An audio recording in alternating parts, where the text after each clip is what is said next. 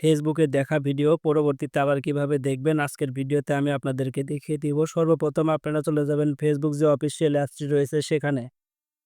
এখানে আসার পরে উপরে দেখতে পাচ্ছেন ভিডিওটার কিন্তু আইকন রয়েছে। এই আইকনটার উপরে ক্লিক করে দিবেন।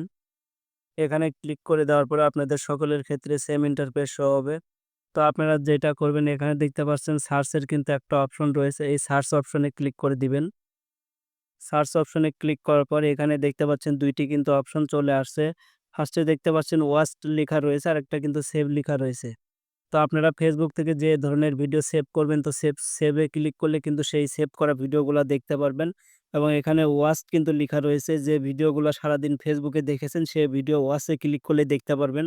তো আমি ফার্স্টে দেখে দিব, ওয়াচে ক্লিক করব। ওয়াচে ক্লিক করলে কিন্তু এখান থেকে যে ভিডিওগুলা সারাদিন দেখেছেন সেই ভিডিওগুলা কিন্তু দেখতে পারবেন। তো এখান থেকে ব্যাক দিকে আসবো, ব্যাক দিকে আসার পরে এখানে কিন্তু সেভ অপশনটি রয়েছে। সেভ অপশনে ক্লিক করলেই সেভ করা ভিডিওগুলা কিন্তু দেখতে পারবেন। সো কি ভিডিও সেভ করে রেখেছেন সেটা কিন্তু পরবর্তীতে এখান থেকে দেখতে পারবি। সো ভিডিওটা যদি ভালো লাগে অবশ্যই আমার ফেসবুক পেজটিকে ফলো করবেন এবং যারা আমার ইউটিউব থেকে দেখছেন অবশ্যই সাবস্ক্রাইব করে সাথে থাকবেন। ধন্যবাদ সবাইকে।